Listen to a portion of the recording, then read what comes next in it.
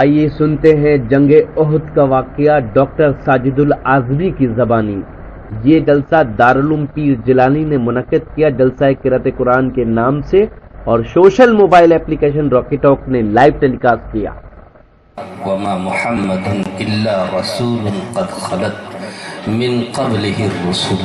ہمارے قاری صاحب نے یہیں سے اپنی تلاوت کا آغاز کیا، اور ہم یہاں سے پہنچ گئے احد کی سرزمین پہ، جہاں سن 3 ہجری میں جنگ احد پیش آئی تھی، اور اسی وقت کا یہ منظر قرآن نقل کر رہا ہے کہ اس میں ذرا سی اجتہادی لغزش ہوئی اور جیتی ہوئی بازی شکست میں تبدیل ہوتی گئی۔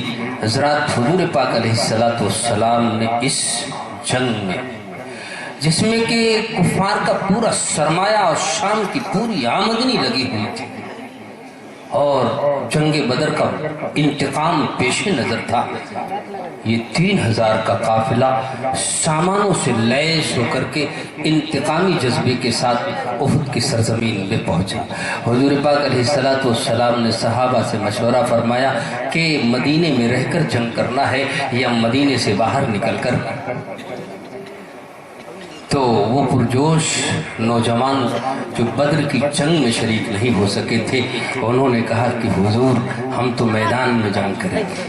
یہ الگ بات ہے کہ حضور پاک علیہ السلام کی رائے یہی تھی کہ مدینے میں جنگ ہو، اور عبداللہ ابن ابی ابن سلول جو پکا منافق تھا، اس نے بھی اس موقع کو غنیمت سمجھا اور کہا حضور مدینے ہی میں جنگ ہو۔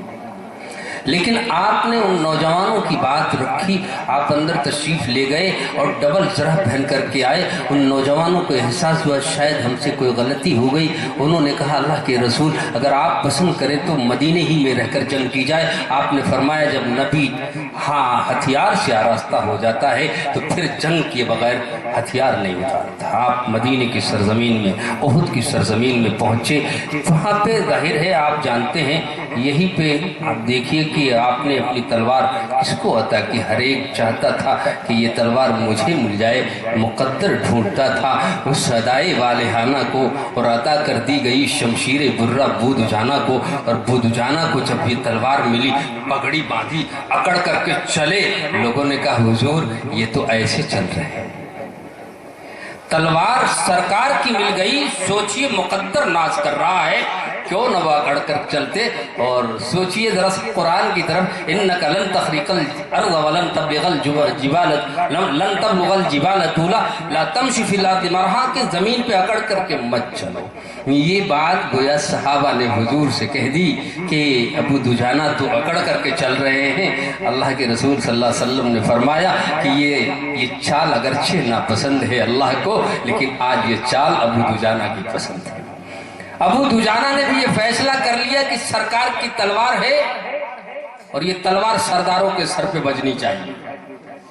اور اس جنگ میں عورتیں بھی ساتھ گئی تھیں، اور وہ بھی، اس میں بھی یہ ہندہ ہے، یہ بھی فوجی لباس میں، جیسے آج کل عورتیں بھی فوجی لباس میں ہوتی ہیں نا، کوئی دروگا، کوئی ایم پی ہے، وہ کوئی ایس پی ہے، کوئی ایس ایس پی ہے، ایسی وہ بھی اپنا لباس پہن کر کے چوڑیاں لے کے گئی تھی کہ آج ایسا ہے کہ جو ہمارے سردار بھاگیں گے ان سے کہیں گے یہ چوڑیاں پہن لو جاؤ۔ اور بھئی اگر آج لڑو گے ان تقبلوا نعانقوا، اگر تم لڑو گے آگے بڑھو گے ہم معانقہ کریں گے، ونفرش النمارق، اور تمہارے لیے نرم گدے بچھائیں گے۔ تو حضرت ابو دجانہ نے دیکھا کہ ایک سردار پیچھے ہے، اور سردار کے سر کو جو ہے سرکار کی تلوار تلاش کر رہی ہے۔ تلواروں کو گھمایا، اس کے سر پہ پہنچ گئے، وہ تلوار کھینچ لی، لمحوں میں 2 ٹکڑے میں وہ ہو جاتی، کہنے لگی میں عورت ہوں۔ تلوار وہی رک گئی کہ سرکار نے کہا ہے کہ یہ تلوار عورت کے سر پہ نہیں پڑے گی۔ میدان جہاد میں بھی عورت کو قتل نہیں کیا جائے گا، بچے کو قتل نہیں کیا جائے گا، بوڑھے کو قتل نہیں کیا جائے گا، ان کے علماء کو قتل نہیں کیا جائے گا۔ تو حضرات یہ قانون تھا اسلام۔ اس جنگ میں جب مسلمانوں کو فتح ہو گئی اور لوگ مال غنیمت لوٹنے لگے، کفار میدان سے ہٹ گئے، خالد ابن ولید اس وقت مسلمان نہیں ہوئے تھے، اور کفار کی وہ قیادت کر رہے تھے. بہت دور سے عقب سے پیچھے سے جنگ احد کے پیچھے سے وہ گھوم کر کے آ گئے. جب یہ دیکھا کہ یہ احد کا درہ خالی ہو گیا, عبداللہ ابن جبیر کی سرکردگی میں حضور پاک علیہ السلام نے 50 فوجوں کا ایک دستہ متعین فرمایا تھا.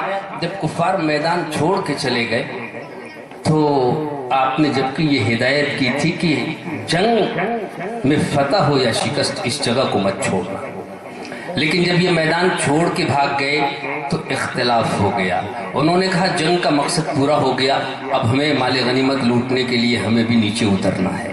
اور وہ عبداللہ ابن جبیر کی بات نہیں مانی انہوں نے, گویا ایک طرح سے اختلاف ہو گیا اجتہادی, اور وہ نیچے کو آ گئے. عبداللہ حضرت خالد بن ولید جو اس وقت ابھی مسلمان نہیں ہوئے تھے اپنے لشکر کو لوٹا لے آئے, اور اس پہاڑی کے درے سے جو انہوں نے تیر اندازی کی ان کے لشکروں نے, اب چھوٹا سا قافلہ رہ گیا تھا وہاں پہ چند لوگوں کا, وہ شہید ہو گئے, وہ ان کے حملے کو نہیں روک سکے. تو اس غیر متوقع حملے نے مسلمانوں کو سراسیمہ کر دیا, اور اسی درمیان یہ آواز اور یہ خبر اڑ گئی کہ حضور کو شہید کر دیا, قتل کر دیا گیا. قتل تو محمدن, ابن قبیہ نے کہا تھا کہ میں نے محمد کو قتل کر دیا. اور یہ سننا تھا صحابہ کو کہ ان کے اوپر مردگی چھا گئی اور پریشانی کا عالم ہے, مایوسی اور اداسی گھیرے ہوئے ہے, میدان سے وہ ہٹ رہے ہیں. حضور پاک علیہ السلام آواز دے رہے ہیں تو آواز بھی ان تک نہیں پہنچ رہی, اور شاید یہ سوچ کر کہ اب تو آپ ہیں نہیں. وہ مایوس ہو گئے, زندگی سے مایوس ہو گئے کہ جب آپ نہیں ہیں تو پھر ہماری زندگی کیا اور جنگ کیا. اتنے میں حضرت کعب رضی اللہ تعالیٰ عنہ نے آواز لگایا ہے, ان کی آواز ذرا بلند تھی, اس کو لوگوں نے سنا. آپ کے پاس چونکہ صرف 10-12 صحابہ کی جماعت تھی جو آپ کو پہاڑی پہ لے کے چلی گئی. تو حضرات اسی موقع پر میں تفصیل میں نہیں جاؤں گا کہ جنگ احد کا پورا منظر آپ کے سامنے رکھوں.